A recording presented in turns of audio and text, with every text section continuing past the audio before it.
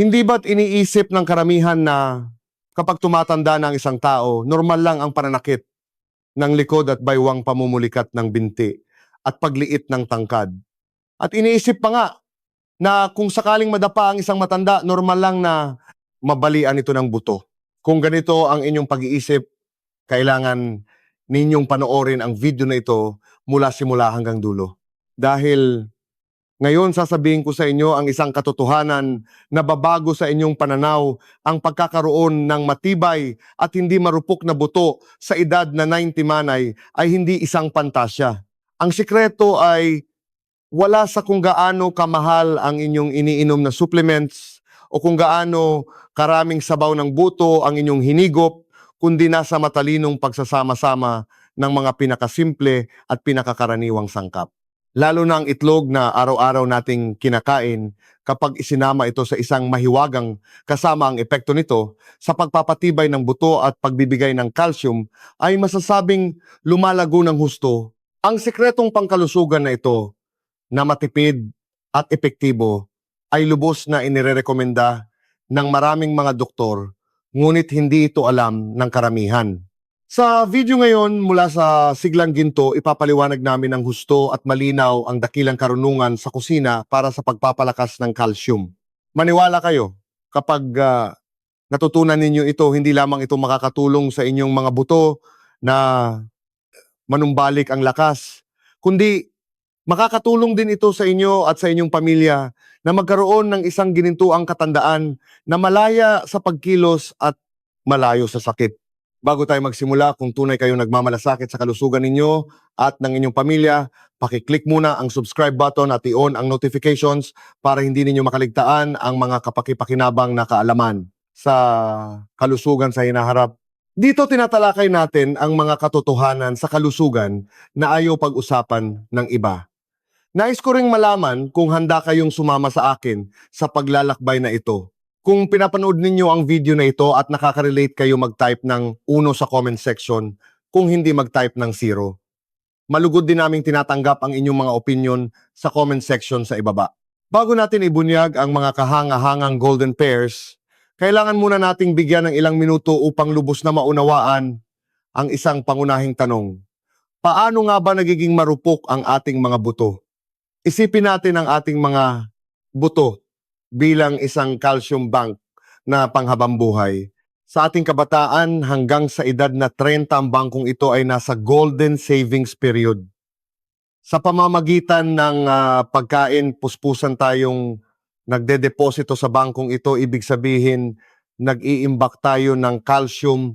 Ang reserba ng bangko ay aabot sa pinakamataas na antas nito sa buong buhay na tinatawag nating peak bone mass. Kung mas mataas ang peak na ito, mas garantisado ang kalusugan ng ating mga buto sa pagtanda. Gayunpaman, ang pagbabago sa buhay ay nangyayari sa edad na 35. Mula rito ang strategiya ng ating calcium bank ay nababaligtad. Unti-unti itong nagbabago mula sa purong pag-iipon patungo sa kaunting deposito at maraming pag-withdraw, o minsan puro pag-withdraw na lang at walang deposito. Ang bilis ng pagkawala ng calcium ay nagsisimulang dahan-dahan ngunit tuloy-tuloy na humigit sa bilis ng pagdaragdag nito. Maaring itanong ninyo, ano naman kung mawala ng calcium? Mga kaibigan, dyan mismo nagkakaproblema. Ang calcium ay hindi lamang materyales para sa pagbuo ng ating mga buto at ngipin.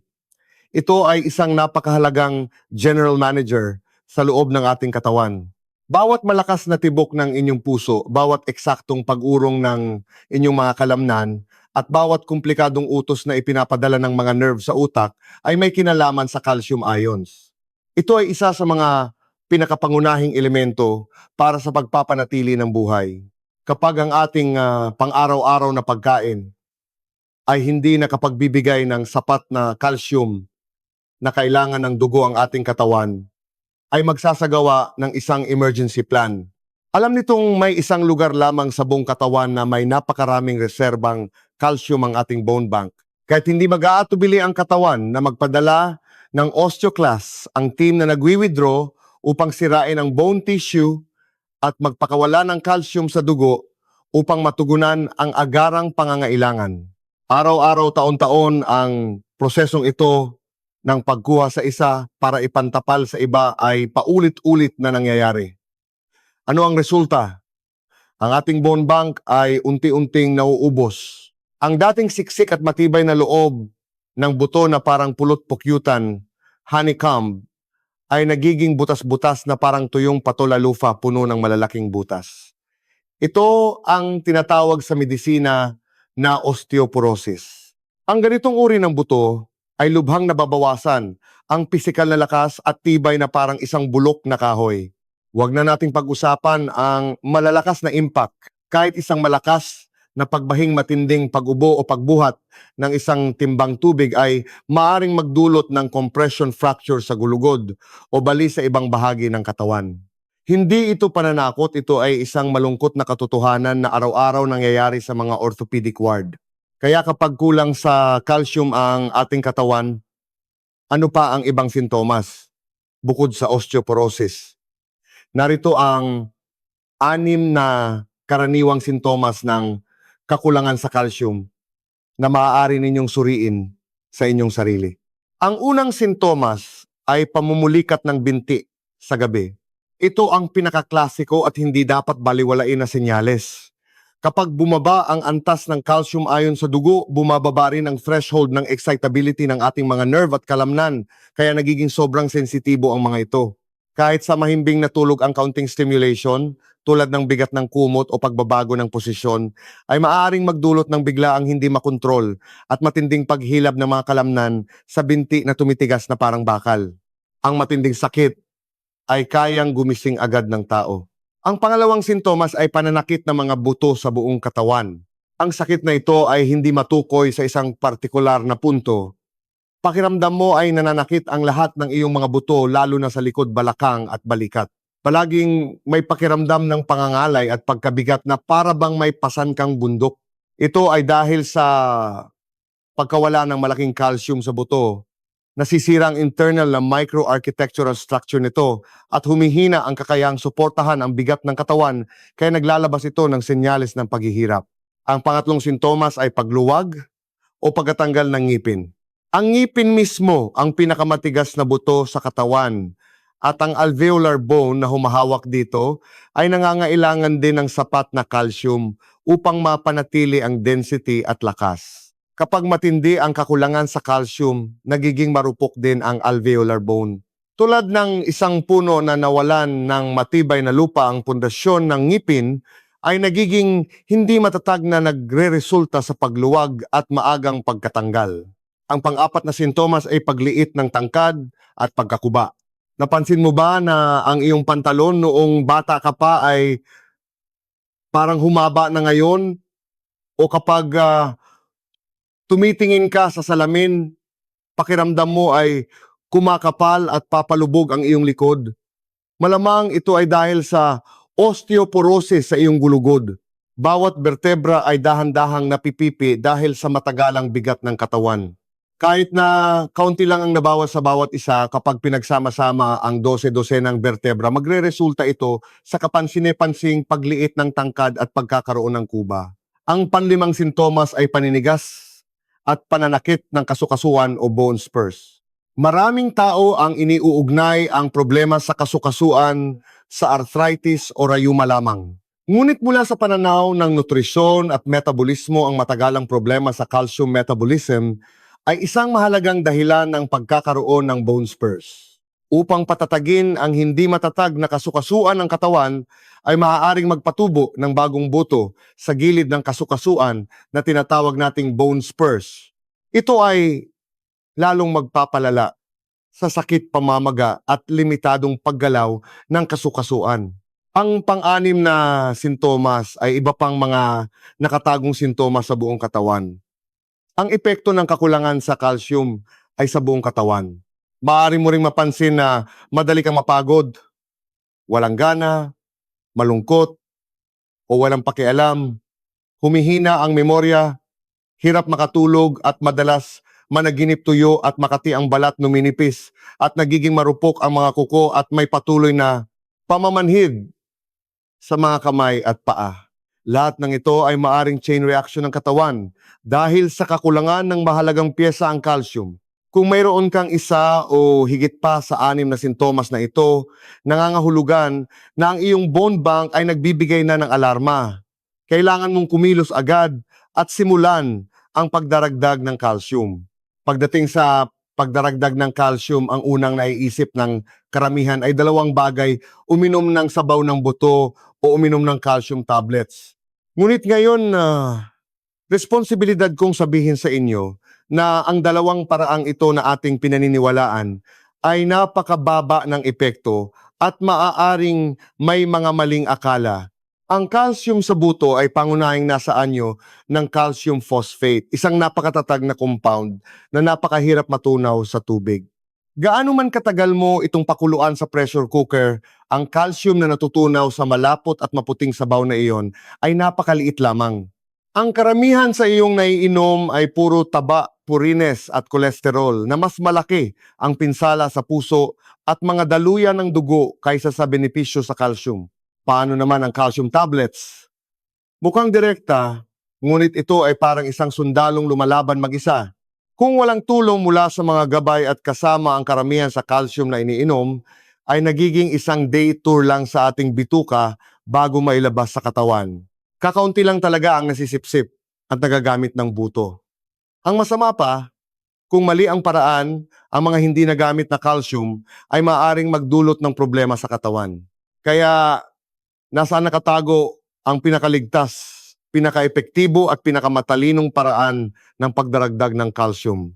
Ang sagot ay nasa ating pang-araw-araw na pagkain at ang susi ay nasa dalawang salita: pagsasama-sama. Ang pagsipsip at paggamit ng calcium ay isang komplikadong proseso na nangangailangan ng kooperasyon mula sa iba't ibang panig. Kailangan ito ng tulong mula sa iba't ibang katulong upang matagumpay na makapasok sa daluyan ng dugo mula sa bituka at maihatid ng tama sa mga buto. Ngayon, ibubunyag ko sa inyo ang 6 na golden pairs na magkatuwang sa pagpapalakas ng calcium. Ang unang golden pair ay tokwa at isda. Ito ay isang super catalyst combination para sa calcium absorption. Ang tokwa, lalo na ang firm tofu, ay tinaguri ang halaman na karne at isang abot-kayang bituin sa pagbibigay ng calcium sa ating hapagkainan. Ang 200 gramo lamang ng firm tofu ay naglalaman ng mas maraming calcium kaysa sa isang malaking baso ng gatas. Ngunit kung tokwa lang ang kakainin, nagbibigay lang tayo ng materyales. Upang maging epektibong bahagi ng katawan ang mga materyales na ito, kailangan natin ng isang malakas na catalyst, vitamin D. Ang vitamin D ay parang isang mahiwagang susi na direktang kumikilos sa ating small intestine cells. Nagbibigay ng utos na buksan ang pinto, papasukin ang calcium. Sa tulong ng vitamin D, ang absorption rate ng calcium sa ating bituka ay maaring tumaas ng ilang beses. Ang mga isda sa dagat tulad ng salmon, cod, sardinas at maging ang mga karaniwang isda sa tubig tabang ay mahusay na natural na mapagkukunan ng vitamin D. Kaya't ang isang simpleng ulam na tokwa na may isda ay hindi lamang isang masarap na karanasan, kundi isang perpektong kombinasyon para sa pagpapatibay ng buto. Ang vitamin D sa isda ay nagpapahintulot na ma-maximize ang absorption ng calcium mula sa tokwa, na tinitiyak na bawat kagat ng calcium ay napupunta sa tamang gamit. Ang pangalawang golden pair ay sesame paste at spinach. Ito ay isang precision-guided combination para sa pagdeposito ng calcium. Kung may hari sa mga pagkaing mayaman sa calcium, walang duda na ito ay ang sesame paste. Bawat 100 gramo ng purong sesame paste ay naglalaman ng hanggang 870 mg ng calcium, isang bilang na kayang talunin ang karamihan sa mga pagkain. Ngunit kahit marami tayong sundalong calcium, kailangan pa rin natin ng isang tumpak na sistema ng nabigasyon upang gabayan sila ng tama sa kampo ng mga buto sa halip na hayaan silang magkalat sa daluyan ng dugo. Ang nabigador na ito ay ang vitamin K. Isa sa mga pangunahing tungkulin ng vitamin K ay i-activate ang isang mahalagang protina sa ating mga buto na tinatawag na osteocalcin. Isipin ninyo ang osteocalcin. bilang simento sa isang construction site na naghihintay gamitin. Kapag na-activate na ito ng vitamin K, ang sementong ito ay gagana na parang isang malakas na pandikit na mahigpit na ididikit ang mga calcium ions mula sa dugo sa collagen framework ng mga buto na kumukumpleto sa huling hakbang ng bone mineralization. Ang spinach, broccoli, kale, pechay at lahat ng madilim na berdeng gulay ay mahusay na mapagkukunan ng vitamin K. Kaya ang isang simpleng spinach salad na may sesame paste dressing ay hindi lang masarap at hindi nakakaumay, kundi isang perpektong pampalamig na pampalakas ng calcium. Perpekto nitong natutugunan ang dalawang pangunahing layunin, mataas na intake at tumpak na pagdeposito. Ang pangatlong golden pair ay green bell pepper at itlog na nagpapataas ng absorption at conversion rate.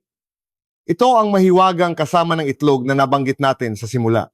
Ang itlog ay isang napaka-kumpletong pagkain sa nutrisyon, naglalaman ng dekalidad na protina at sapat na calcium. Ngunit ang potensyal nito sa pagbibigay ng calcium ay kailangang palakasin at i-optimize pa.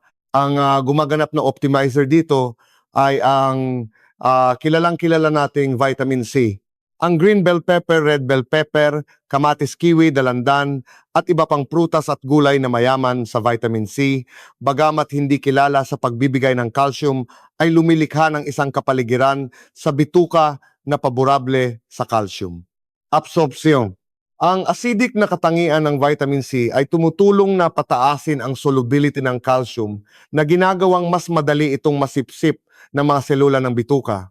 Kapag ang itlog at green bell pepper, dalawang pinakakaraniwang sangkap, ay pinagsama sa pagluluto, tahimik na gumagana ang vitamin C upang mapataas ng malaki ang absorption rate ng calcium sa itlog. Bukod dito, ang ulam na ito ay makulay at nakakatakam na perpektong pinagsasama ang nutrisyon, sarap at bisa. Ang pang-apat na golden pair ay seaweed at tofu skin, balanse ng calcium at magnesium para sa magkatuwang na pagkilos. Sa komplikadong sistema ng nutrisyon ng tao, ang mga mineral ay nangangailangan din ng teamwork at balanse. Ang calcium at magnesium ay magkapatid na kailangang laging balanse. Kapag ang ratio ng calcium sa magnesium sa katawan ay nasa golden ratio na humigit kumulang 2:1, ang efficiency ng calcium absorption at utilization ay pinakamataas. Kasabay nito, mas napapanatili nito ang normal na paggana ng mga nerve at kalamnan. Ang tofu skin bilang isang produkto ng soya ay isang mahusay na halimbawa ng pagkaing mataas sa calcium. Samantalang ang seaweed na madalas nating gamitin sa sabaw ay itinuturing na kayamanan ng magnesium ng mga nutrisyonista. Kaya ang pagsasama ng seaweed at tofu skin sa isang sabaw tulad ng seaweed tofu skin soup ay madaling makapagbibigay ng calcium at magnesium sa katawan na nakakamit ang perpektong balanse ng dalawa. Sila ay nagtutulungan upang mapanatili ang kalusugan ng buto at katatagan ng nervous system at epektibong maiwasan ang muscle cramps na dulot ng electrolyte imbalance. Ang panlimang golden pair ay pechay at suka na gumigising sa natutulog na calcium. Huwag maliitin ang mga karaniwang berdeng gulay sa ating mesa tulad ng pechay. Ang kanilang calcium content ay mas mataas pa kaysa sa parehong dami ng gatas. Gayunpaman, ang calcium sa mga halaman ay karaniwang nasa anyo na hindi madaling matunaw. Dito pumapasok ang suka sa kusina. Ang acetic acid sa suka ay tumutulong na gawing soluble calcium salts. Ang mga insoluble na calcium na ito na lubos na nagpapabuti sa absorption at utilization ng katawan. Kaya't ang isang simpleng ginisang pechay na may suka ay hindi lamang maasim at nakakagana, kundi isang matalinong paraan upang i-activate ang plant-based calcium at pataasin ang paggamit nito. Ang pang-anim na golden pair ay soybeans at pata ng baboy. Ang soybeans ay napakayaman sa calcium, habang ang bentahe ng pata ng baboy ay hindi sa pagbibigay ng calcium, kundi sa taglay nitong malaking halaga ng collagen. Ano ang collagen? Ito ay parang mga bakal na balangkas steel frame sa pagtatayo ng bahay na nagbibigay ng matibay na pundasyon para sa pagdeposito ng calcium. Sa tulong ng balangkas na ito, ang calcium na nakukuha natin mula sa soybeans ay mas epektibong na idedeposito upang bumuo ng matitibay na buto. Kaya, Ang ulam na pata na may soybeans ay isang napakasiyentipikong kombinasyon para sa pangangalaga ng buto. Paalala lamang, mataas sa taba ang pata ng baboy, kaya ang mga kaibigan nating may sakit sa puso ay dapat kumain ng katamtaman. Ngayong alam na natin ang matalinong paraan ng pagkain, kailangan din nating iwasan ang ilang karaniwang pagkakamali sa pagdaragdag ng calcium. Kung hindi maaaring masayang lang ang ating pagsisikap o makasama pa sa katawan. Tatlong malaking pagkakamali sa pagdaragdag ng calcium. Unang pagkakamali, mas maraming calcium supplement mas maganda. Ito ay isang napakadelikado at karaniwang maling paniniwala. Ang ating katawan ay parang isang bata na may limitadong gana. May hangganan ang calcium na kaya nitong i-digest at i-absorb araw-araw. Para sa mga kaibigan nating 60 taong gulang pataas, ang inirekomendang total daily calcium intake ay nasa 800 hanggang 1,000 milligrams. Ang sobrang pag-inom ay hindi lahat magiging buto. Magdudulot pa ito ng mabigat na pasanin sa katawan. Ang sobrang calcium ay mapupunta sa dugo na magdudulot ng hypercalcemia. Sa katagalan, maaari itong magdulot ng kidney stones o maipon sa pader ng mga daluyan ng dugo na magiging sanhi ng calcification at magpapataas ng panganib sa sakit sa puso. Ito ang dahilan kung bakit mas inirekomenda namin ang pagkuha ng calcium mula sa pagkain dahil sa paraang ito automatikong nagre-regulate ang katawan at mahirap magkaroon ng sobrang dosis. Ikalawang pagkakamali, ang pagdaragdag ng calcium ay para lang sa matatanda, hindi ito kailangan ng mga bata. Ito ay isang napakapanlinlang na ideya. Ang kalusugan ng buto ay isang pangmatagalang pamumuhunan sa buong buhay. Ang tibay ng ating mga buto sa pagtanda ay nakasalalay ng malaki sa pundasyong binuo natin noong kabataan, ang tinatawag nating peak bone mass. Ang peak na ito ay karaniwang naitatakda sa edad na 30. Kung noong bata ka pa ay hindi balanse ang iyong dieta, hindi mo pinansin ang pagdaragdag ng calcium at ehersisyo na nagresulta sa kaunting savings sa iyong bangko, kahit anong pagsisikap mo sa pagtanda, mahirap nang makamit ang ideal na resulta. Ang panganib ng osteoporosis ay lubhang tataas. Kaya ang pagdaragdag ng calcium ay dapat magsimula mula pagkabata at magpatuloy sa buong buhay. Ikatlong pagkakamali, hindi mahalaga ang oras ng pag-inom ng calcium. Sa katunayan, ang pag-alam sa golden hour ng calcium ay maaaring doblehin ang epekto. Ang oras na ito ay sa gabi, lalo na bago matulog. Dahil sa gabi upang mapanatili ang iba't ibang physiological functions, ang antas ng calcium sa dugo ay natural na bumababa. Sa oras na ito, kung walang panlabas na suplemento ng calcium, ang emergency mechanism ng katawan ay magsisimula kukuha ng calcium mula sa buto.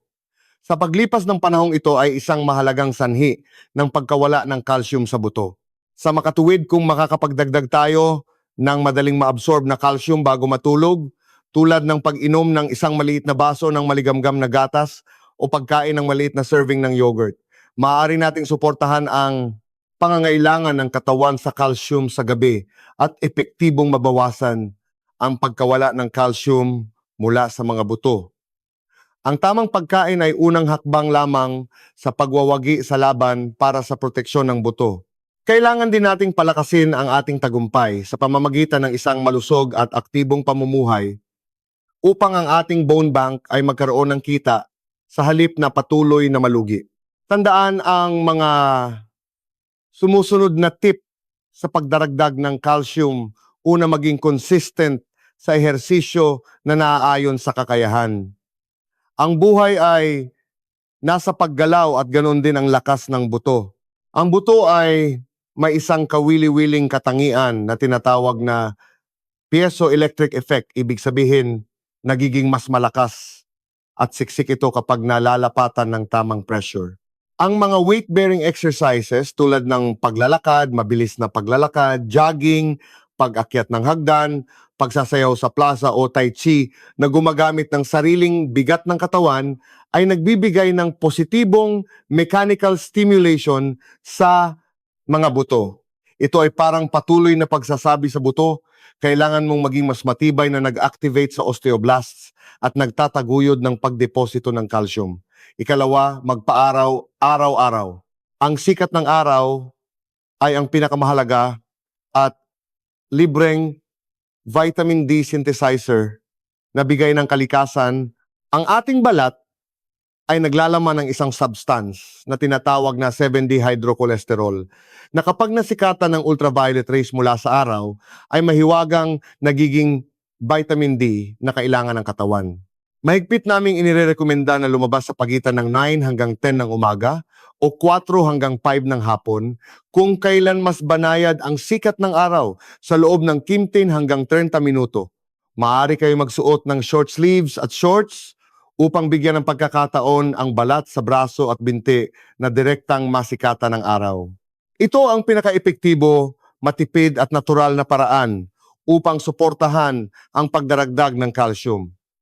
Ikatlo, tiyakin ang dekalidad na tulog.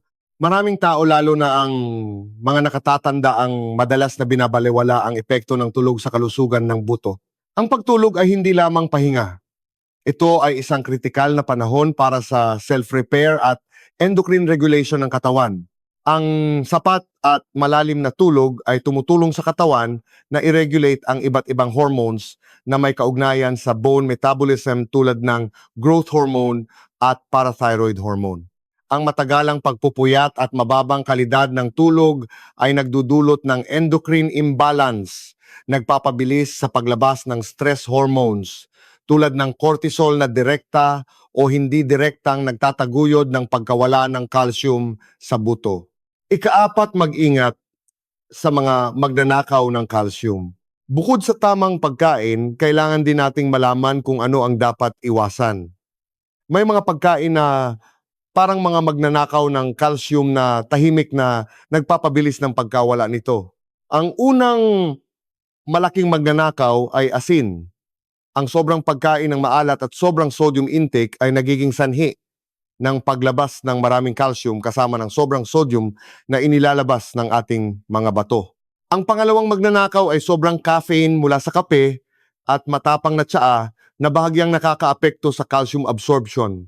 Ang pangatlong magnanakaw na dapat nating pag-ingatan ay ang mga matatamis at carbonated na inumin.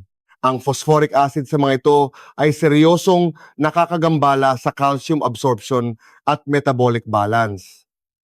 Kaya ang pagkain ng hindi gaanong maalat at pag-inom ng maraming tubig ay pundasyon sa pangangalaga ng calcium. Sige mga kaibigan, dito nagtatapos ang ating malalim na talakayan para sa araw na ito. Bagamat medyo marami ang impormasyon, lahat ito ay napakahalaga. Balikan natin ng mabilis ang mga mahahalagang puntos.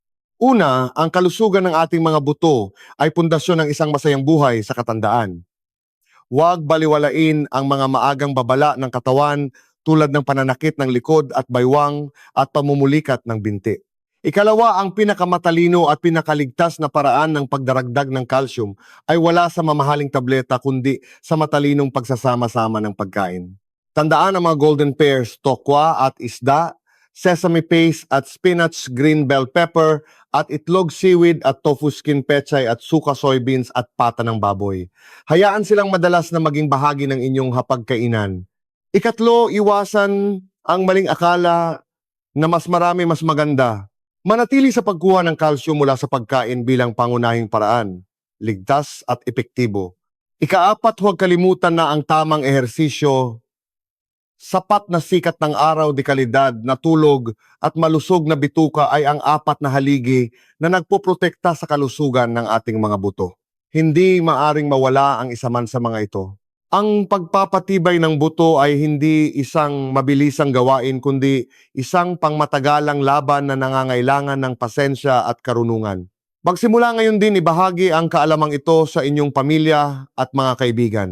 Sama-sama tayong magdagdag ng calcium sa siyentipikong paraan, alagaan ang ating bone bank at mag-ipon para sa isang buhay na aabot sa 100 taon na may malakas na bintituwid, na tindig at puno ng sigla. Kung sa tingin ninyo ay nakatulong sa inyo ang nilalaman ngayon, huwag kalimutang bigyan kami ng isang malaking like at mag-subscribe sa aming channel na Siglang Ginto. Ang inyong suporta ang aming pinakamalaking motibasyon upang lumikha pa ng mas maraming dekalidad na nilalaman. Hanggang sa susunod na video,